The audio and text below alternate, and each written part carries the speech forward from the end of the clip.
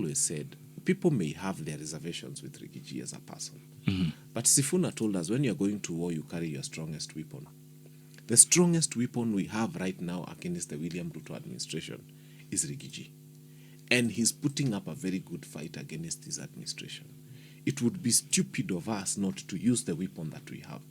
And so let us all unite and support him, because he's fighting William Ruto in a way that none of us, and I am yet to see a Kenyan who is able to fight William Ruto the way Riggy G is fighting. Oh my God! I may not be your best, and I don't claim to be, but I'm the one you have.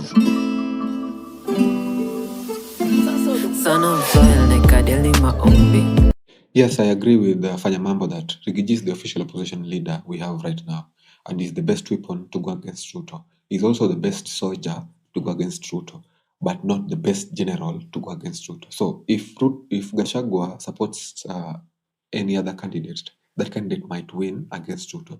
But if he decides to vie, then it's a direct win for Ruto, because most of the people still have their reservations with Riggy G just from the way he behaved in the first year as vice or deputy president. Gachagua, while you were away, he's coming back.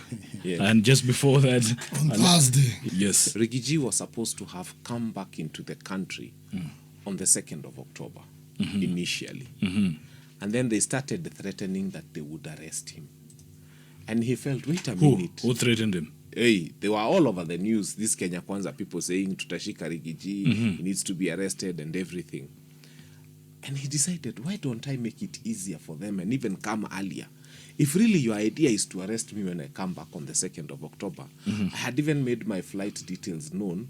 Now I'll even come earlier.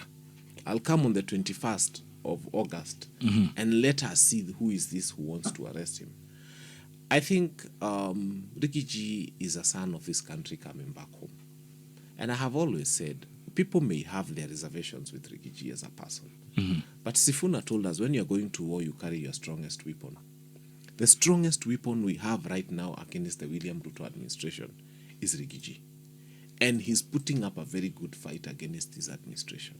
It would be stupid of us not to use the weapon that we have. And so let us all unite and support him, because he's fighting William Ruto in a way that none of us, and I am yet to see a Kenyan who is able to fight William Ruto the way Riggy G is fighting him. So before people come and say bad things about Riggy G or about his hope coming or about anything, ask them one question. Do you know a Kenyan right now who is able to put up the kind of fight that Riggy G is putting up against William Ruto? If you know one, then we rally behind them. But because at the moment we don't have one, Riggy G is the best, he's the strongest, we shall welcome him. Kamukunji tunaenda is a public place. People are welcome. It will be a peaceful procession from the airport. So yeah, it's just prepare yourself for Thursday. It's more like a public holiday. But when you say we, who's we? Fanya Mambo. It is those people who believe that William Ruto is not fit to be president of the Republic of Kenya, and those people who believe that therefore the fight against William Ruto must be put up using the strongest weapons we have. And so far, the strongest weapon we have against William Ruto is Riggy G. But if you're looking for a weapon against other things, you can use some of those politicians I don't want to name right here. But if really it's a strong weapon against the administration of William Ruto, we have the best in Riggy G. It was okay for people to come and sing Togokera Tene. Meaning what?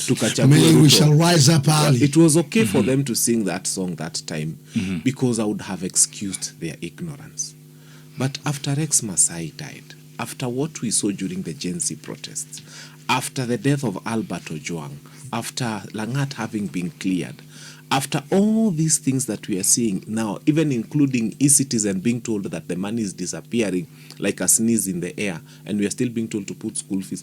After all the things we have seen today, including what is happening with SHA, people going as far as India and then being told they're not going to be paid for, after our media houses being insulted and being told you can choose to become a hospital and we shall give you a SHA number, after all that, anybody who then says that they want to go and vote for William Ruto and give him a second term, that's a person we have a problem with. Because now fundamentally, there's something wrong with the way their brain works. So I agree with Fanya Mambo that Gachagua is the best weapon and the best soldier to fight against Ruto.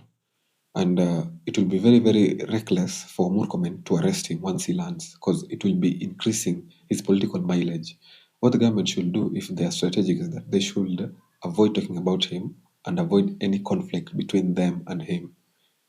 Even if he's wrong on something, they should just neglect or avoid it. But they can't, because they love that back and forth. But now, Gachagua is coming because he wants to see if Murkomen will see through the threat. And it will be best for Murkomen not to arrest him, because it will make his fan base just angry. And the guy, you might assume, but the guy currently has a very, very big and loyal fan base. I can see them through my commentary. Some go against what I say, some also agree with what I say. And it's the best chance, to go against Ruto. But I'll repeat, it's the best chance to go against Ruto as a weapon or as a soldier, but not as the general. If he's supporting another general, then it will be a better fight. But if he decides to become the general, then we are cooked. Because most people in the country still are 50-50 about him.